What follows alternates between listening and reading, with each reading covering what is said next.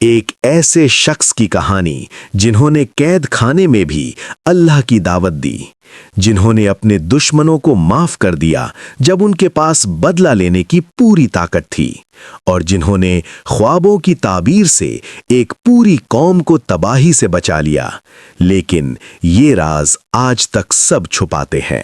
جب حضرت یوسف علیہ السلام کو جھوٹے الزام میں قید خانے میں ڈال دیا گیا تو وہ اکیلے نہیں تھے، ان کے ساتھ 2 اور قیدی تھے۔ ایک دن دونوں قیدیوں نے عجیب خواب دیکھے۔ پہلے نے کہا، میں نے خواب میں دیکھا کہ میں انگور نچوڑ رہا ہوں۔ دوسرے نے کہا، میں نے دیکھا کہ میں اپنے سر پر روٹی اٹھا رہا ہوں اور پرندے اس سے کھا رہے ہیں۔ لیکن حضرت یوسف علیہ السلام نے تعبیر بتانے سے پہلے کیا کیا؟ یہ وہ راز ہے جو ہسٹری کی کتابوں میں کم ملتا ہے۔ سورہ یوسف آیت 37 میں اللہ فرماتا ہے، میں نے کہا تمہارے پاس کھانا آنے سے پہلے میں تمہیں اس کا مطلب بتا دوں گا، یہ علم مجھے میرے رب نے دیا ہے۔ سمجھے آپ؟ پہلے انہوں نے اللہ کا ذکر کیا، پہلے انہوں نے شرک سے بچنے کی دعوت دی، پہلے انہوں نے توحید کا پیغام دیا، تعبیر بعد میں آئی۔ یہ تھا ان کا دعوت کا طریقہ، ہر موقع کو اللہ کی طرف بلانے کا ذریعہ بنانا۔ اور پھر انہوں نے تعبیر بتائی۔ پہلے قیدی کو تم اپنے مالک کو شراب پلاؤ گے، دوسرے کو تمہیں سزا دی جائے گی۔ دونوں تعبیریں بالکل صحیح نکلیں، لیکن یہاں پہ ایک اور راز ہے۔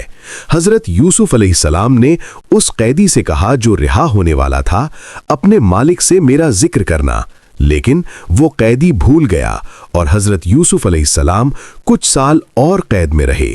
کیوں؟ کیونکہ اللہ چاہتے تھے کہ ان کی آزادی مخلوق کے ذریعے نہیں بلکہ اللہ کی مرضی سے ہو۔ پھر ایک دن بادشاہ نے خواب دیکھا، 7 موٹی گائیں جنہیں 7 دبلی گائیں کھا رہی ہیں، 7 ہری بالیاں اور 7 سوکھی۔ پورے ملک کے عارفوں، جادوگروں اور علماء کو بلایا گیا، کسی کو سمجھ نہیں آئی۔ تب وہ قیدی یاد آیا۔ اس نے کہا، میں جانتا ہوں ایک شخص کو جو خوابوں کی تعبیر کرتا ہے، اور وہ حضرت یوسف علیہ السلام تھے۔ لیکن یہاں دیکھیں ان کا جواب۔ انہوں نے فوراً تعبیر نہیں بتائی، پہلے انہوں نے خواب کی تفصیل پوچھی، پھر انہوں نے نہ صرف تعبیر بتائی بلکہ سلیوشن بھی دیا۔ 7 سال خوشحالی آئے گی، اس وقت زیادہ سے زیادہ اگاؤ اور سٹور کرو، پھر 7 سال قحط آئے گا، جو تم نے سٹور کیا ہے وہ کام آئے گا، پھر 1 سال ایسا آئے گا جس میں بارش ہوگی اور لوگ خوشحال ہوں گے۔ یہ صرف تعبیر نہیں تھی، یہ اقتصادی منصوبہ بندی تھی، یہ حکومتی حکمت عملی تھی، یہ اللہ کی طرف سے دیا گیا حکمت کا نور تھا۔ اور اس وجہ سے حضرت یوسف علیہ السلام کو قید خانے سے نکال کر پورے مصر کا خزانہ دار بنا دیا گیا۔ لیکن پھر بھی انہوں نے پہلے اپنی بے گناہی ثابت کروائی۔ انہوں نے کہا، پہلے اس عورت سے پوچھو جس نے مجھ پر الزام لگایا تھا۔ یہ تھا ان کا تقوی، یہ تھی ان کی پاک بازی۔ اور پھر 20 سال بعد وہ لمحہ آیا جب ان کے بھائی جنہیں انہوں نے پہچان لیا تھا ان کے سامنے کھڑے تھے، وہی بھائی جنہوں نے بچپن میں انہیں کنویں میں پھینک دیا تھا، وہی بھائی جنہوں نے انہیں غلام بنا دیا تھا، وہی بھائی جنہوں نے ان کے باپ سے جھوٹ بولا تھا۔ اب حضرت یوسف علیہ السلام کے پاس سب کچھ تھا، طاقت، مقام، عزت۔ وہ چاہتے تو بدلہ لے سکتے تھے، لیکن انہوں نے کیا کہا؟ سورہ یوسف آیت 92۔ آج تمہارے خلاف کوئی گلہ نہیں، اللہ تمہیں معاف کرے، وہ سب سے زیادہ رحم کرنے والا ہے۔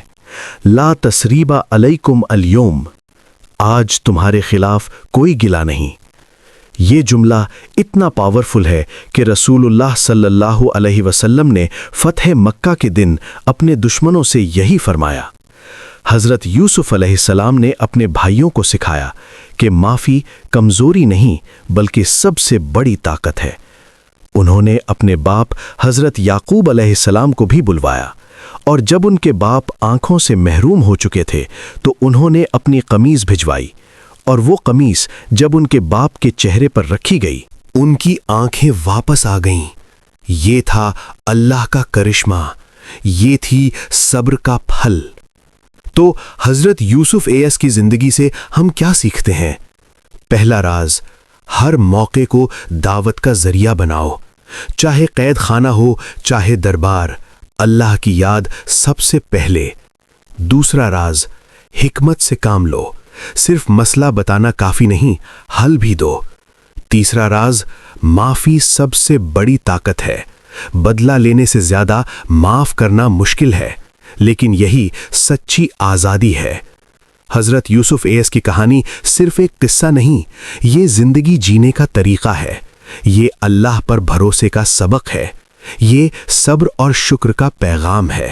اگر آپ کو یہ ویڈیو پسند آئے تو لائک کریں، شیئر کریں اور چینل کو سبسکرائب کرنا ضرور کریں، کیونکہ ہسٹری ری بورن پر ہم صرف کہانیاں نہیں سناتے بلکہ زندگی بدلنے والے سبق دیتے ہیں۔ اللہ آپ سب کو ہدایت دے، آمین۔